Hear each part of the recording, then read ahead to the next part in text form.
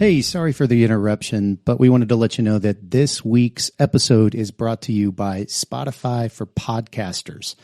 Really cool app. Josiah and I use it for every single show that we bring to you every week.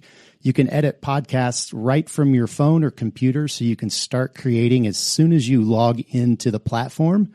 You can easily distribute your podcasts to Spotify and everywhere else the podcasts are heard, just like we do every single week.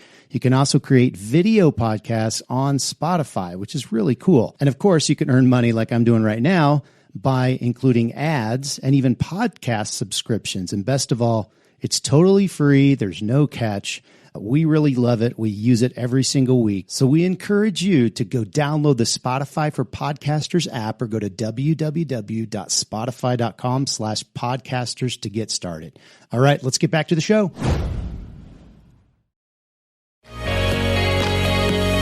Welcome to this week's episode of the Print on Demand Cast. Each week, join Travis and Josiah as they provide insight into the print on demand industry and equip you with the tools, advice, and strategy you need to achieve success and hopefully have a few laughs along the way. Now, on to this week's show.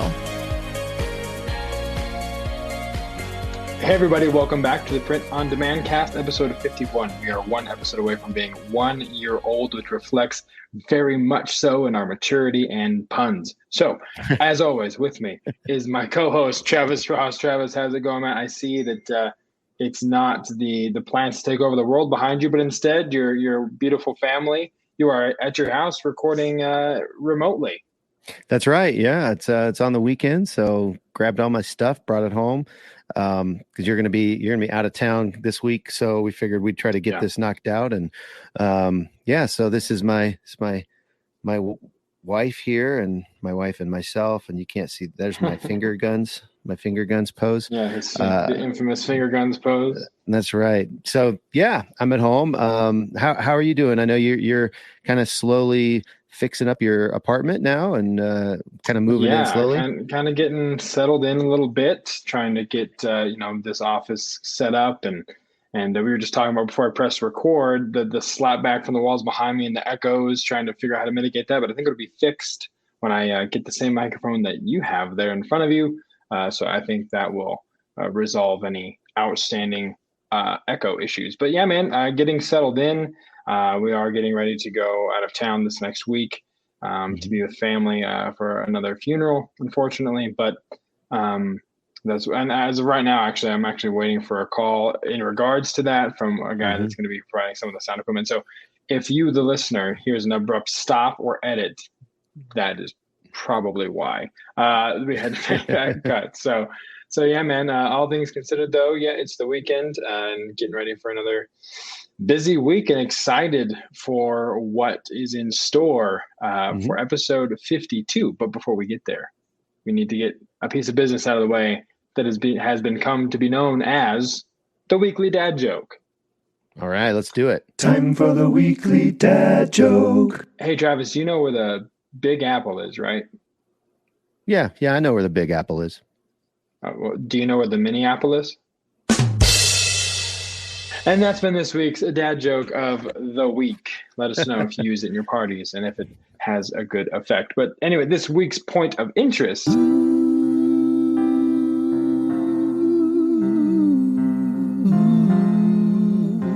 Point of interest.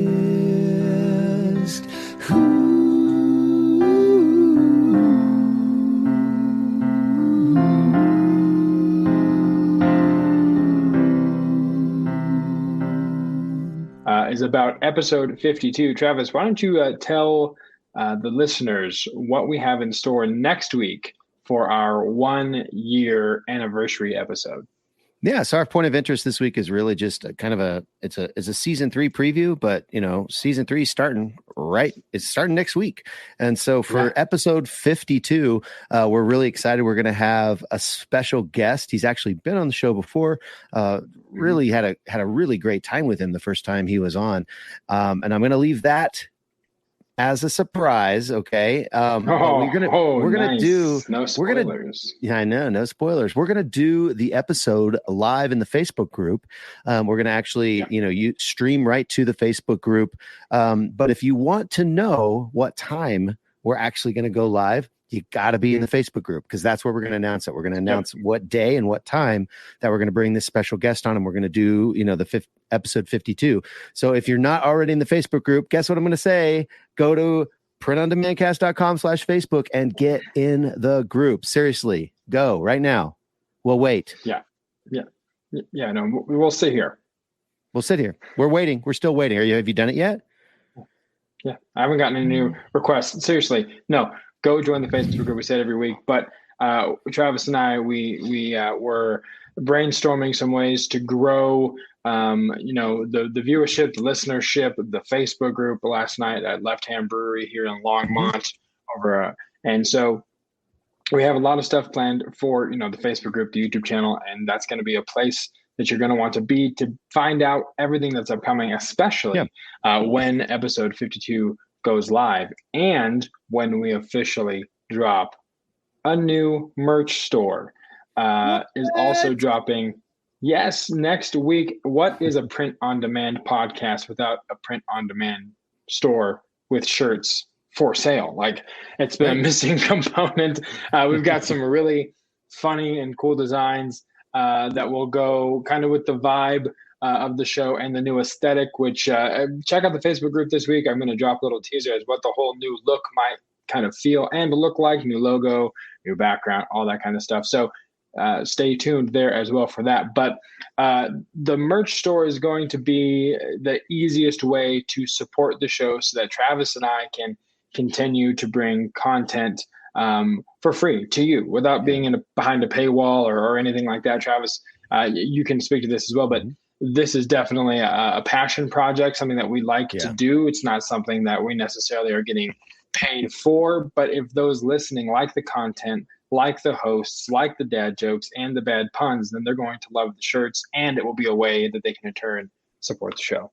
Yeah. I mean, as we were talking even last night, we're going to be going to the ISS trade show, I believe in January in Long Beach. We talked about, I'm actually headed out to a conference about UV printing in actually next month in September with my production manager and my son. And we'd like to do a little bit of remote, content. We might even, so part of the stuff that, we're using this money for, and we've been affiliated with the Vexels promotion and some of the other people we've had on the call. We've had affiliate links for those things, and that money is that bought this mic, that's going to buy Josiah's mic, that's paying for our StreamYard subscription, and it's going to pay for some more equipment that we can go on location and do a podcast live, maybe in a hotel room as we're at the ISS show. And we just met, a vendor that has a really cool product and we just want to bring them on. So things like that, we're reinvesting back into the show. Right. So we just want to let you guys know that this is an easy way for you to support that. If that's something that you believe in and something that you support or you want to support. And you also get to wear a really funny, cool t-shirt, so or sip coffee out of a cool mug. Right. Yeah, no, I really like the designs that we have, and I think they're funny. We can kind of showcase some of those designs and even get that's fine. I think we should. No, I just gave away the horse right there. The whole way show, to go, man. Let's edit that out. I agree. So I think it'd be fun to have our guest actually for episode 52 kind of look at our shirts and give his opinion on the commentary. And, give a commentary on, he'll understand the parody and all that kind of stuff, because I know he's in tune with that whole vibe as well. So I think it's going to be a lot of fun. And like Travis said, we have a lot of things that we want to do, but all of them, of course, take money, and we want to reinvest in this show and do exclusive travel vlog content on YouTube and remote interviews and all kinds of stuff on locations. And so there's lots of vision. And so if that's something that you guys would like to see and like to support, then the store is going to be the best way to do that. So people look out in the Facebook group. We'll drop the link. Next week's episode, we'll push it as well. Just to let you guys know that it's there.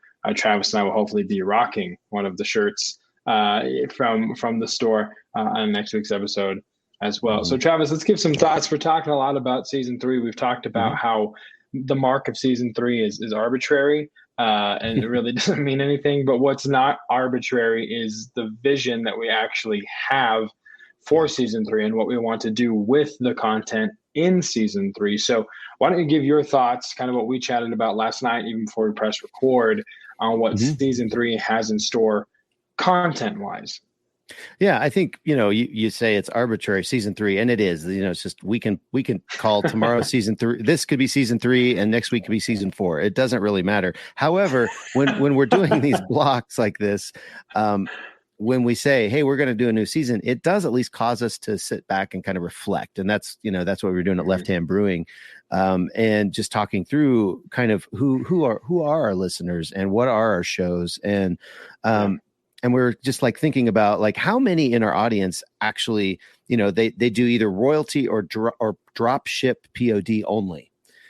I would say that it's likely a high percentage. And yet here we are, two guys that have our own print shops, and talking about, our DTG and our employees and our, our machines and all of this stuff that really isn't as applicable to somebody who's either A, just getting started out, or B, has decided that I'm going to go 100% drop ship. I'm never going to heat press anything. I have no desire to do that, and that's totally fine. And if you've listened to the show from the beginning, when we started the show a year ago, I was a drop shipper.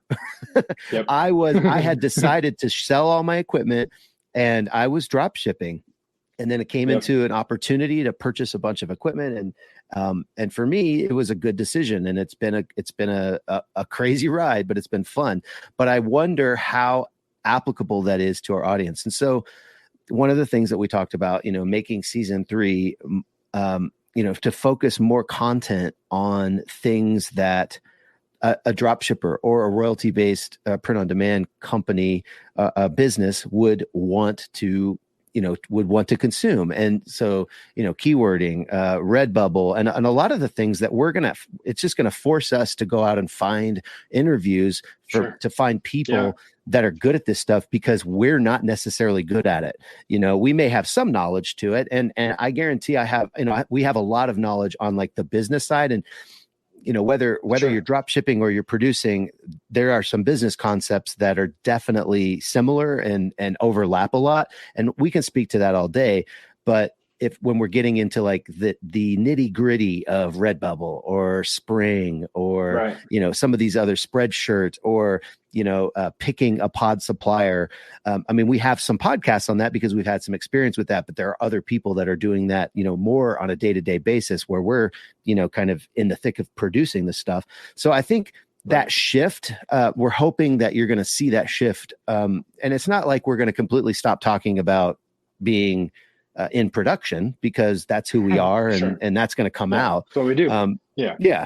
But I think we want to also just realize who our audience is, and what they need. And so this is where we kind of need your help.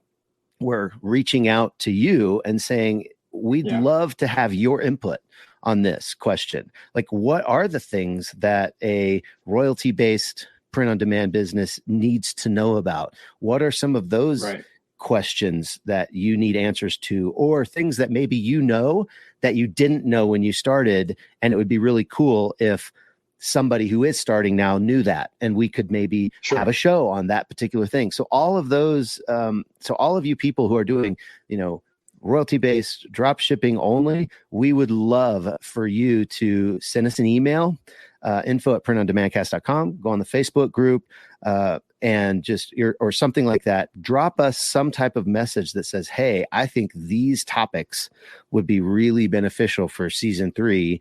And if we don't have the expertise, we're going to do our best to find people that do.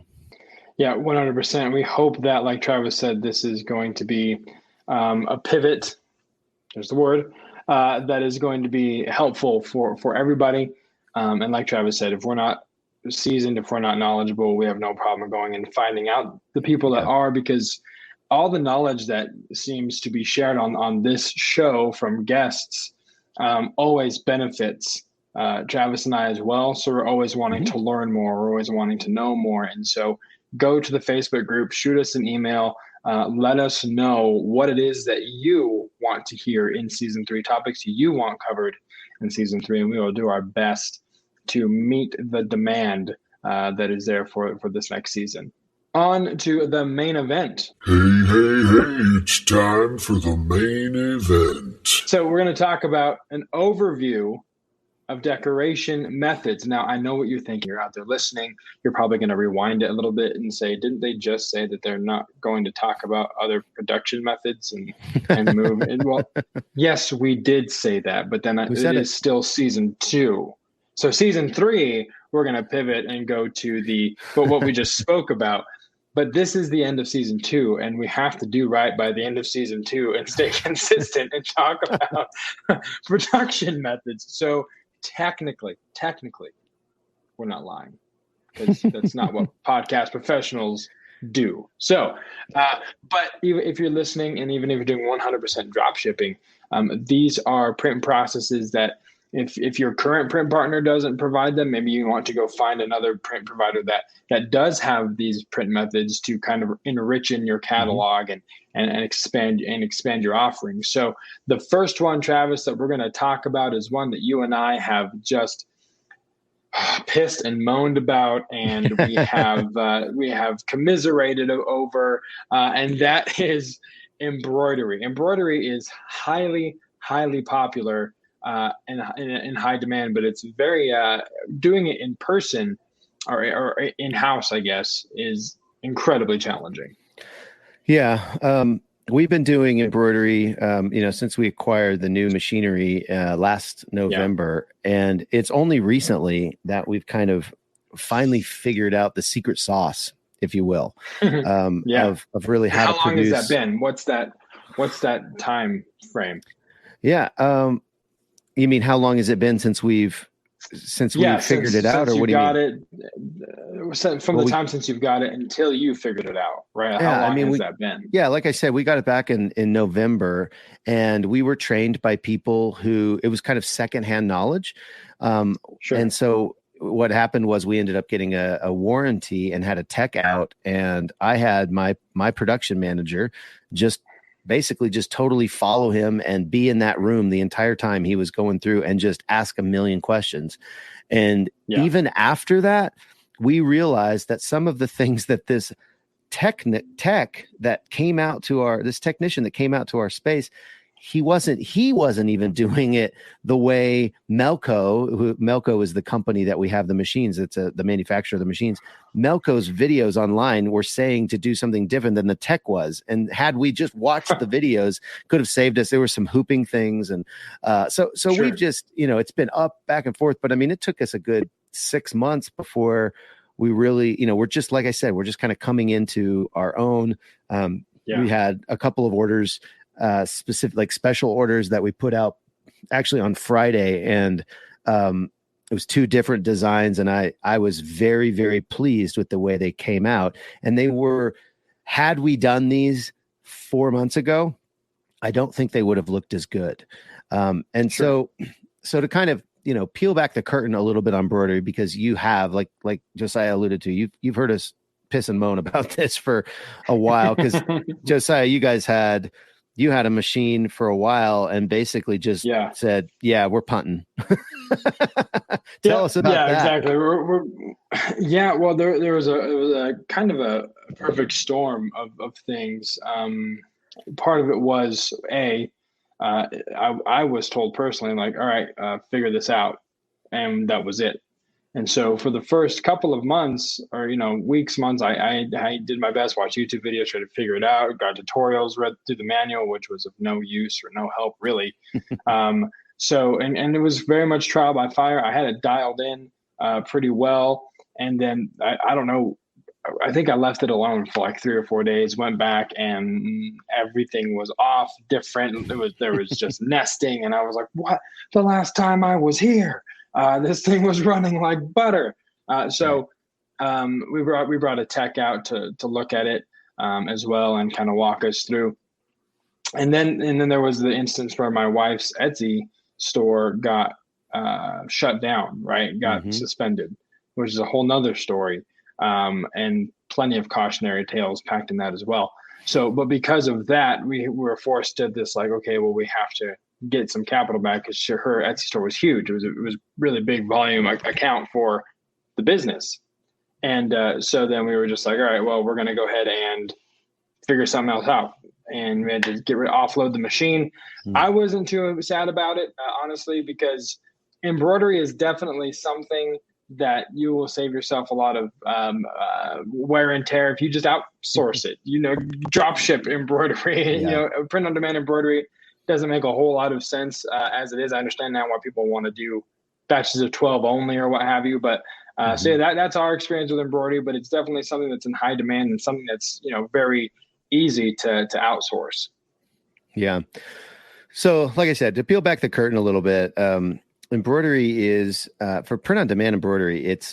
First of all, it is, like Josiah said, it doesn't make a lot of sense unless you can do like text only, because every single art piece that you have for embroidery needs to be digitized. And what that means is basically they take the piece of art and then they basically manually, well, there are some softwares that can do it, but typically most people say softwares can only get it 80 to 90% there. You really do need some expertise and a human touch to kind of tweak some of the things that the software will do. But basically what it's doing is it's creating a sew path for that word or for that image or whatever. And it's creating where that needle is going to go, what's going to do first, where is it going to, stop threading this color and grab another color and start going on that color. And all of those things based on the image that you feed the software or the human, does it themselves. I know little to nothing about digitizing except that it has to be done. We outsource all of our digitizing to professional people that's what they do. And it really, I have heard, again, because I don't know a lot about it, I have heard that it is an art form. There are people that are really good at it, and then there are other people that aren't as good at it.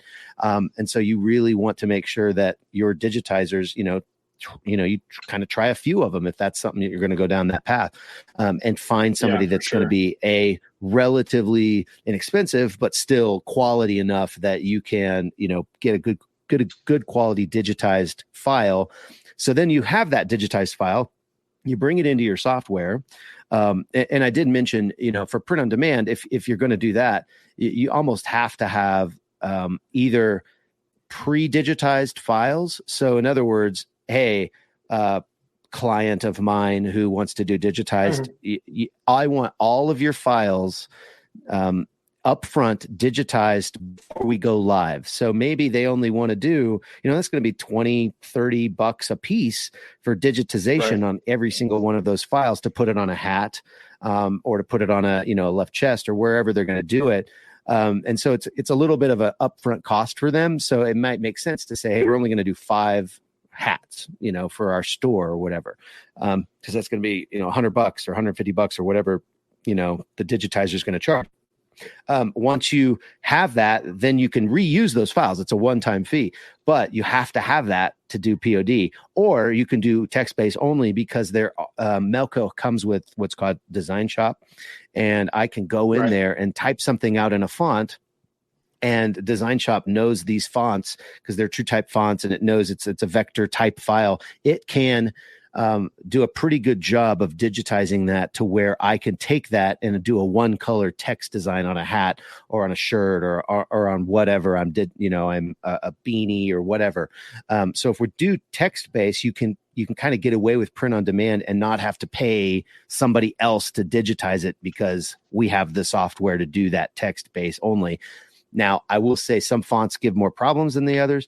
Or more difficult. You kind of have to watch that, and you have to, again, trial by fire. You have to go through the process of like sewing something out and going, oh, that looks like crap. We're not using that font anymore. Then you have to tell your client. We've gone through all of that. So once you have all of that, you put it into the software, and then literally you tell you basically are seeing this image on the screen, and you say, okay, well that line right there needs to be blue, and so blue is on slot 16 on top of the machine, so we're going to assign that, and you assign all the colors back and forth and forth and back, and all of that to your design, however many colors it is. We have EMT 16, so there's 16 different colors that we can run at a time. Right. And then you 16 have different needles, right? So yeah, and each one of those is tied to a string. So it's going to move the product underneath, and then that needle, the purple one's going to go ahead and do that sewing, and then when it's done with the purple, it's going to move the product again over to the yellow, and then it's going to go down, and it's really cool to watch. It's a little loud. It's not crazy loud, but you kind of have to talk loud when you're in the room when the machines are running.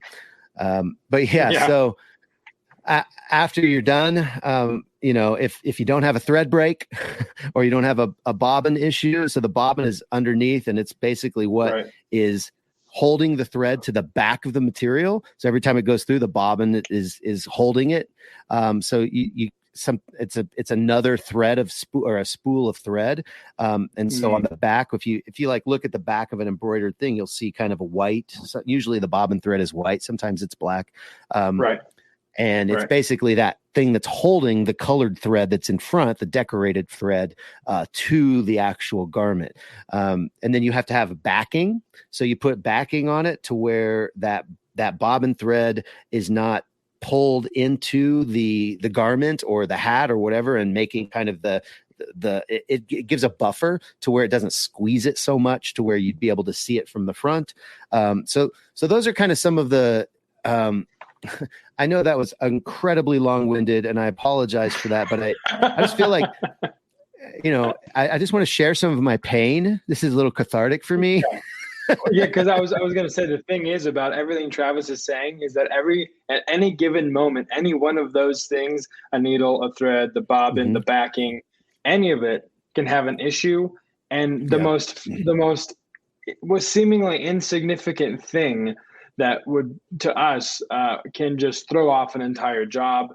And then you're at the point where you're scrapping it or you have to restart. That's why sew samples are important as well. Like Travis was saying, you always want to run sew samples to kind of get the idea, and then you can have a better idea of placement on the actual hat or polo or whatever it is that you're printing.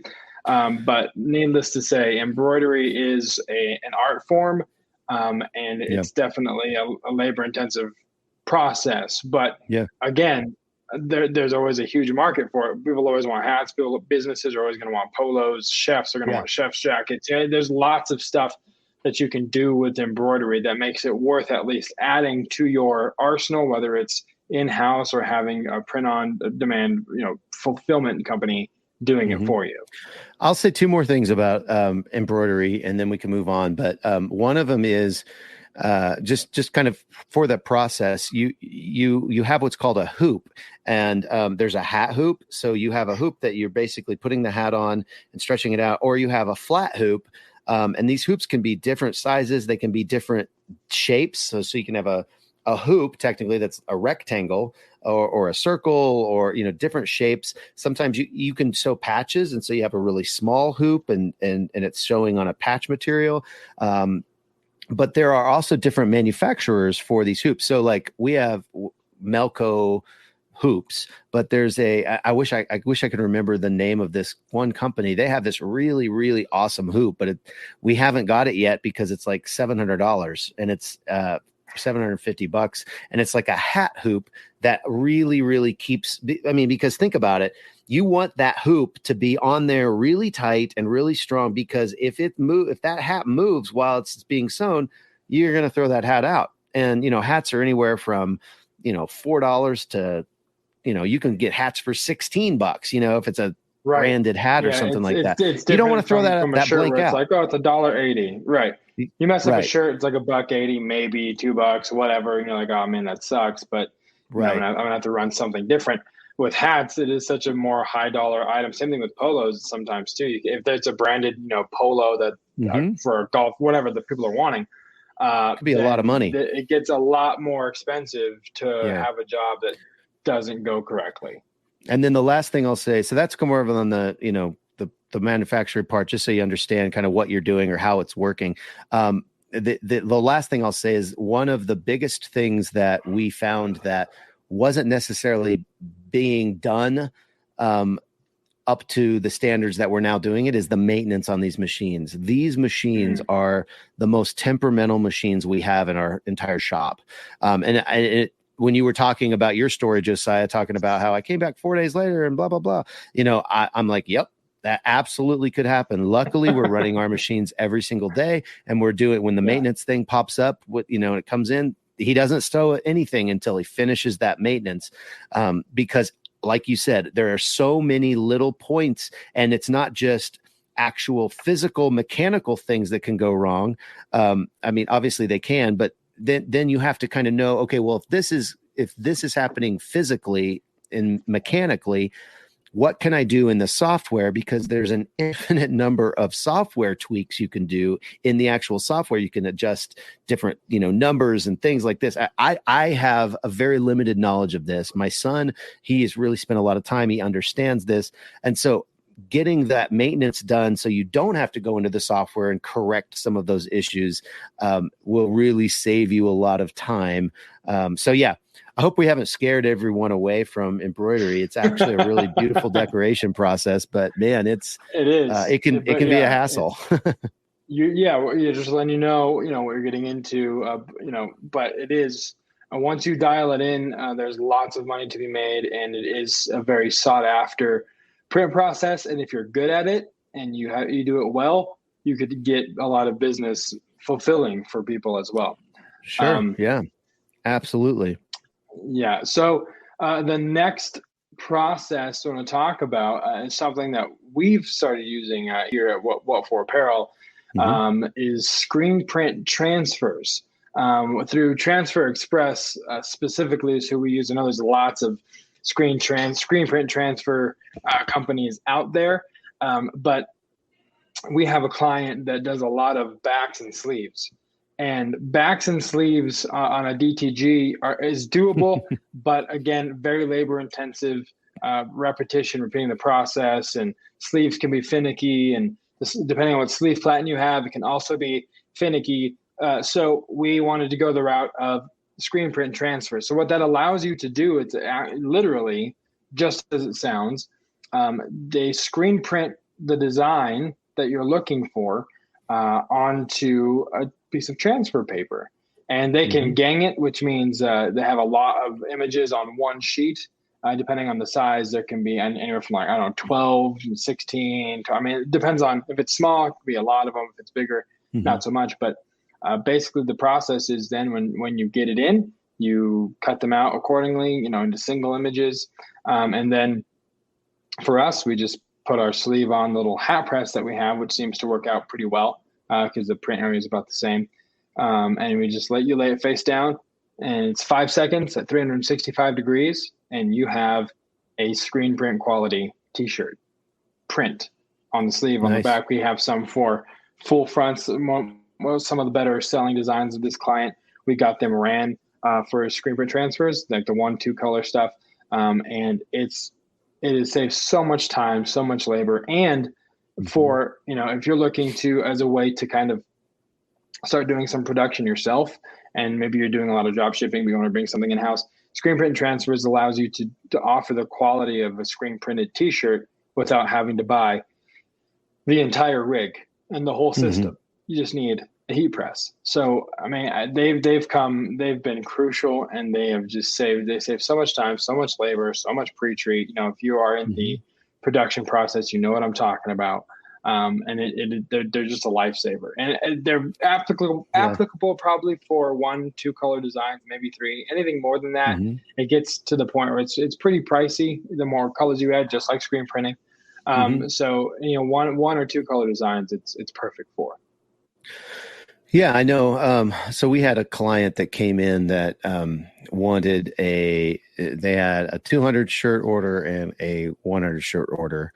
And the 200 shirt order was going to be basically a picture. So it was like, full color picture. And then the 100 shirt order was going to be more like, I think, a 6 color design. So I'm thinking, both of these are full color. And so I went to Transfer Express just to kind of get an idea of what I was looking at. And because the picture was, I don't know, like 3 inches tall or 4 inches tall and like 11 wide or, something like that. And then the other image was like a full front. So it was like 11 by maybe 9 or something like that. Because of the size of the full color transfer, I was able to gang them on the same image. So I would have, so basically instead of having 200 of one thing and 100 of another, I could have 200 and just cut off what I needed for the 100 order, and still, so pay a lot less. Because think about it, when you're screen printing, you don't care what is on that screen. You don't care what's on that whole screen. You're just, it's just full color, and you move it on and you remove the next one on. It doesn't matter how, what's on the screen. It's just how many actual prints am I actually doing? That's what's going to cost you. And then how many colors. So I was looking at Transfer Express, and they have what's called a full color transfer right next to their screen printed transfers. And I was like, well, this is a full color, so I'm going to go with full color. So I looked at that and I was like, oh, that's really cool. So I was talking to Josiah again last night. We were talking about this.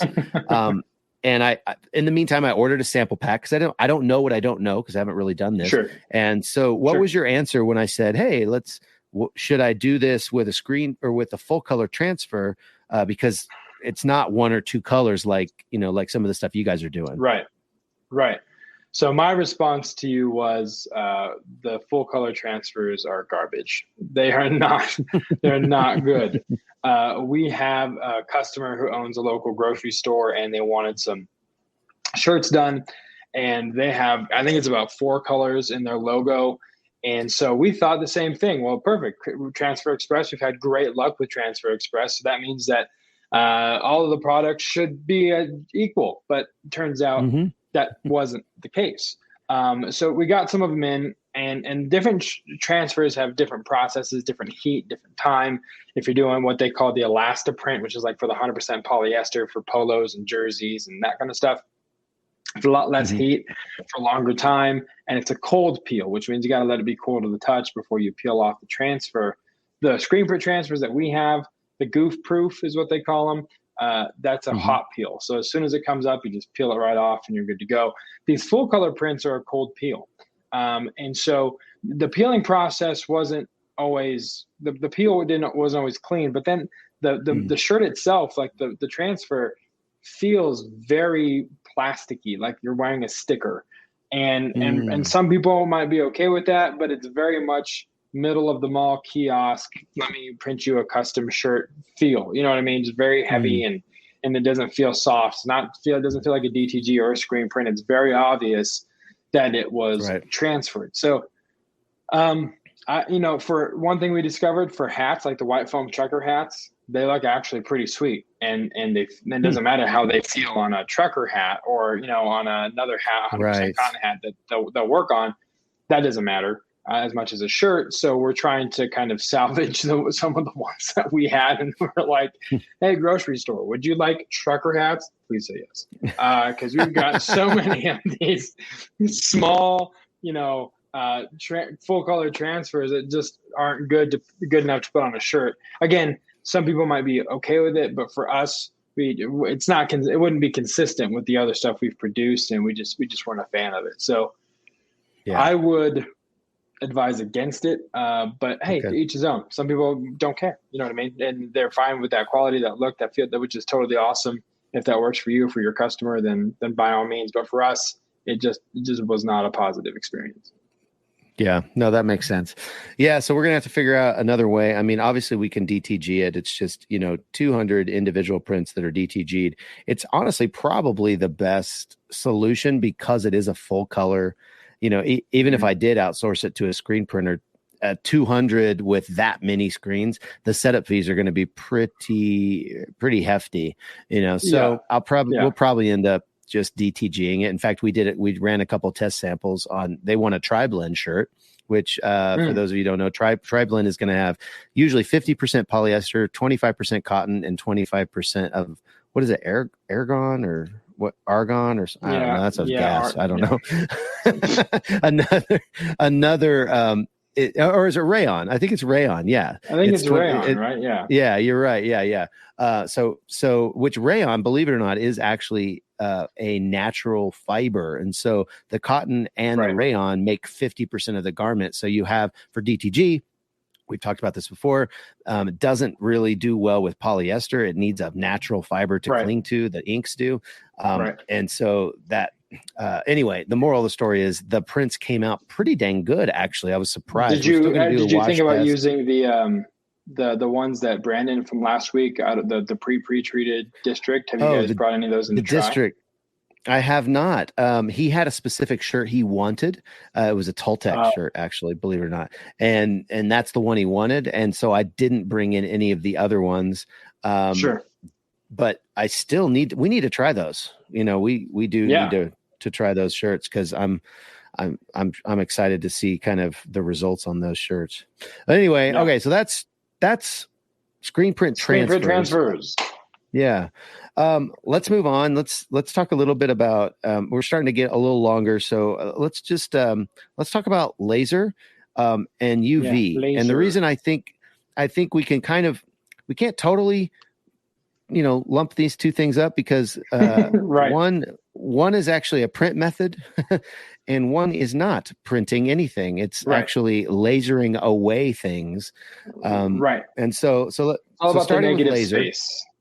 Yeah, exactly. So laser is really a fun medium. I really enjoy laser. There's so many things you can do it. There's so many substrates you can laser on, from wood to leather to metal to anything that's powder coated.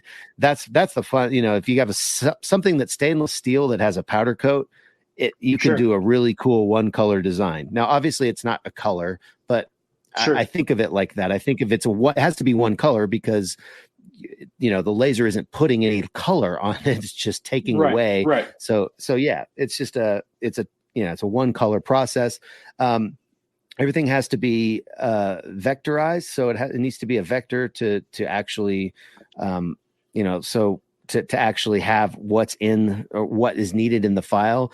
We have Epilogue, Helix, a couple of those, and we use Adobe Illustrator for our. So we go in and we take, someone sends us a JPEG or a PNG or whatever, we convert it the best we can to a line art. Drawing in Illustrator. And then, so you have in your laser, you have two ways of lasering, and you have what's called raster or vector. And so raster is basically just going to create your image. It's just going to laser down and take away the powder coat, or laser a little bit into the wood or the leather or whatever, and then your vector is actually cutting. So vector is going to be a higher frequency of the laser. It's going to be more power, and so like when we do, you've seen me wear laser patch hats. So what we have is a raster and vector file. So we turn both of those things on. So we raster the image, and then after all of so if I have 10 across the sheet or whatever, it does all of those, and then it comes back and it vector cuts around those images to cut out the image or cut out the leather or whatever product you're actually doing. If you don't need to cut, you can just do just a raster, and it'll go across, and they're really fast, these helixes. It's so fun to watch them. You just watch this image kind of come to life in front of you. It's really, really cool. And the reason I said I wanted to kind of lump it in with UV is because, so we have some Mimaki 6042 Mark IIs, and they have a program that comes with those Mimakis called Rasterlink, and it uses also Illustrator files or PDFs. And there's some similarities with the types of files you need or the type of skill you need in a graphic suite of tools to be able to work efficiently with laser and with UV. Obviously, UV is going to produce full color items.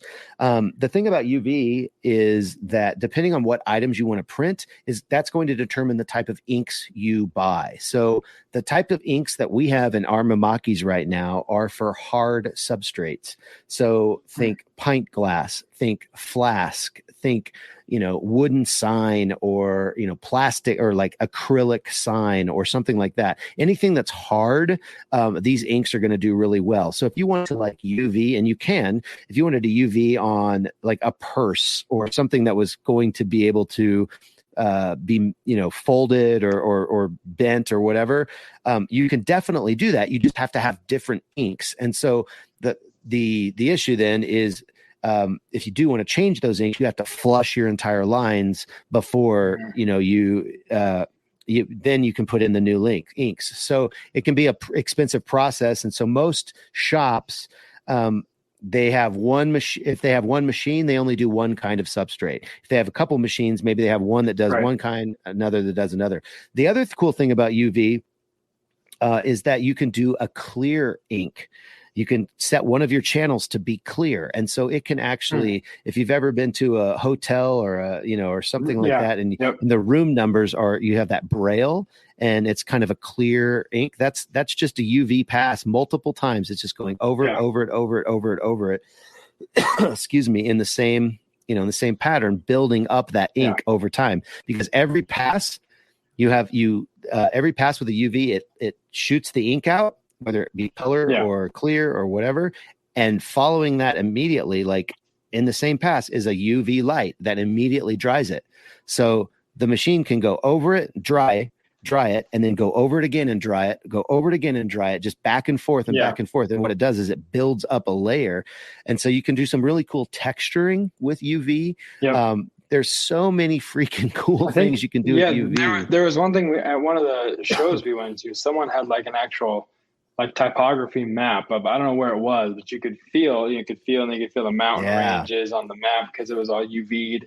I think, man, UV is the print process that to me gets me the most excited, because I feel like it's the most diverse one of the group. I've seen golf balls being printed with UV. I've seen water bottles, phone cases, poker chips, journals. I mean, just whatever you want to do on UV, the ability is there. And I think too, we've talked about this before, but I think UV also allows you to almost have the opportunity in a retail setting to do like Etsy, but in person. You know what I mean? Like, what do you want? You want to journal? Pick something off the wall and we can customize it, or we can go laser engrave it and then UV it, or vice versa. I feel like UV gives you so many options of things that you can do. And that's the one for me that gets me the most excited. And if you're out there and you're looking for a drop shipper that does UV, I think it's super important, because like I said, you have so many products to be able to offer to your customers,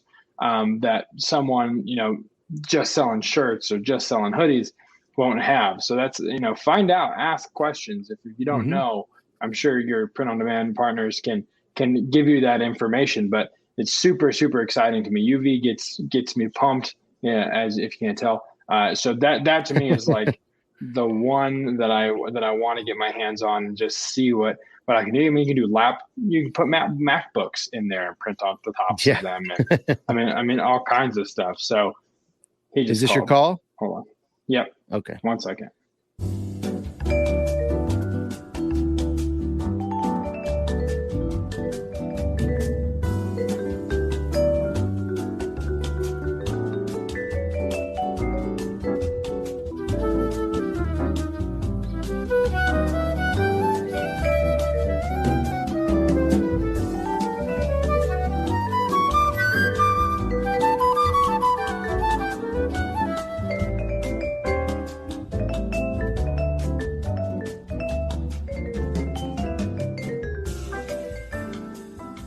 In fact,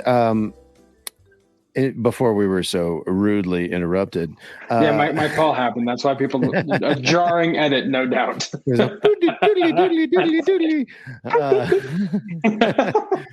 But no, as a matter of fact, we're planning on going to a UV based.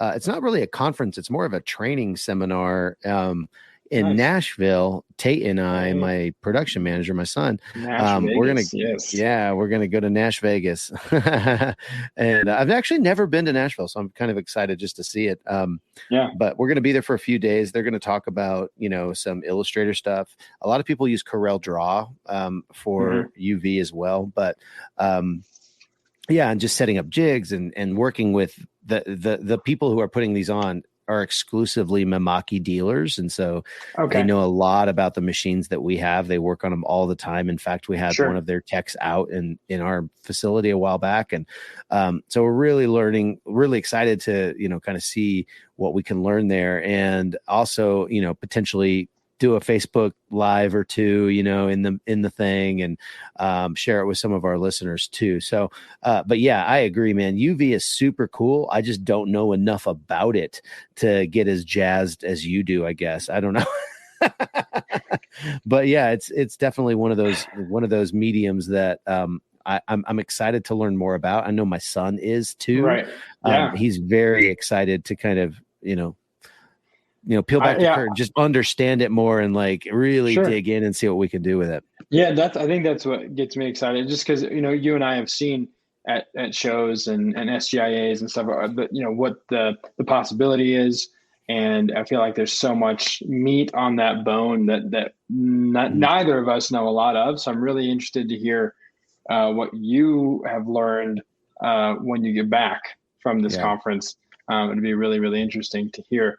The last thing we can talk about is kind of, an overview of different print processes, large format HD printers, posters. And you were saying, large format doesn't have to be a semi or a subway wall. It can be 36 inches or 64. I mean, anything that's bigger than a traditional press size, I would assume would be considered kind of a large format. But there's a lot of cool stuff you can do with large format printers for sure. Yeah, we've been to the shows where they do have, the 10-foot, 12-foot, 15, 20-foot wide printers that are doing massive, massive prints. Yes, that is large format, but it's not what we're talking about. At least that ain't going to fit in my shop. It's the thing that you're walking through the trade show and you're and then you go to like the back area and it's like just massive machines printing out these very high definition glossy posters, and I'm like, what in the world? Like, this is the stuff you put on billboards. I mean, it's really really cool, but it's really cool. You need a whole nother shop just to house that one thing. There's a lot of people that, large format is a whole other industry, really. I mean, it's different from what either one of us are doing, but it's very viable if you have the space to do it. I mean, you could potentially get into like banner printing, and there's a lot of like trade show things you could get into if you have some connections there. There's some options there, but even just on the more print on demand side, you could take your artwork and do posters, or I was telling you, this isn't really large format necessarily, but there's UV machines that are also cutters. So think about a vinyl cutter. So it's like a machine that cuts the actual thing out, but first it prints UV on the fabric, and then it cuts that out. So you could like do stickers. Again, some of that stuff you can do posters on, and then you have your artwork. Again, it's just another medium that you can potentially sell and put out there for the masses to consume. If you wanted to, you could even basically have this machine. You could pair it with like a wood shop of sorts to where you could make frames. You could then have people come in even from your community. You could have a local business, right? Just with some of these machines, depending on how big they are, but I mean, you can get into them for a few grand, 2, 3, 4,000. They go up from there for sure, but you could get a really nice printer for $4,000 that's pretty much brand new, has a warranty on it, and can kick some serious poster tail.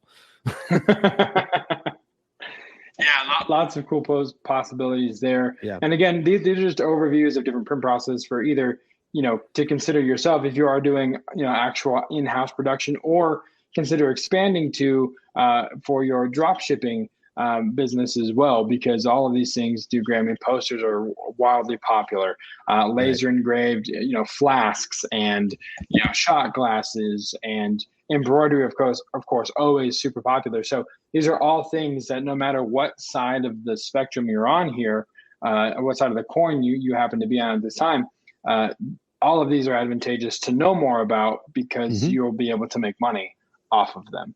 Yeah. And it's interesting. I mean, one of the reasons we're talking about this is because we've gotten these questions, sent into us, email and whatnot. Sure. People have commented on things and they're like, hey, I've not ever heard an episode on embroidery. Well, it's because, when they asked that question, we were still trying to figure it out ourselves. And so, this is kind of, our happy medium podcast to kind of just share a little bit of the, the greatest hits, I guess, if you will, just kind of overview. So you kind of understand it, and maybe have a little more, and you can make a better informed decision if you're thinking about moving in any of these directions. Sure. But you can also better explain it to your potential end customer if they ever want you to help them source something like that, and you can kind of be a middleman for that. So it's definitely beneficial, like Josiah says, to understand these different processes, because you just never know what, when your customer is going to ask you for something that, you've never done before. And it's good to have some of these other processes in your back pocket as a potential solution. Yes, because the alternative is saying no, and that's not something you want to do when you're building a business, whether it's drop shipping or whether it's in-house production, whatever you're doing. You want to find a way to service the customer and get them what they need. So I think that does it for this week's main event. Thank you guys so much for joining us again, for pressing play, subscribe, download, whatever it is you push to start listening to our dad jokes and our entertainment and information. Thank you for pushing that particular button. We will be back next week, of course, with episode 52, a new look, a new style, a new theme song, a new intro, a surprise guest, a merch store. This is something we laid the groundwork for, I think, probably a month and a half, 2 months ago. We've been just kind of sitting on it and resisted the urge just to jar all of your attention away from what was to what is about to be. Again, look in the Facebook group this week. Again, it's printondemandcast.com/Facebook. We'll drop a little teaser video, a little like less than a minute clip that will kind of give you a new preview of the look, the new logo, the new aesthetic. And we're very, very excited to bring all of that to you. Of course, again, join the Facebook group. That's really the whole point. I talked about that. The video will be there, but you need to join the Facebook group anyway. Even if there wasn't going to be a video or an incentive, you just need to join the Facebook group. Another thing that you could do that would help us out a lot is leave us a 5-star rating on iTunes. Maybe next week for the inauguration of the third season, we can shout out another 5-star review that's out there. It would be great to get more attention to that as well. And we thank you in advance for leaving that 5-star review that we solicited directly from you. And like I said last week, you can even mention that directly on the review. The only reason I gave them 5 stars is because they asked for it. I don't care. That's 5 stars. We'll take it.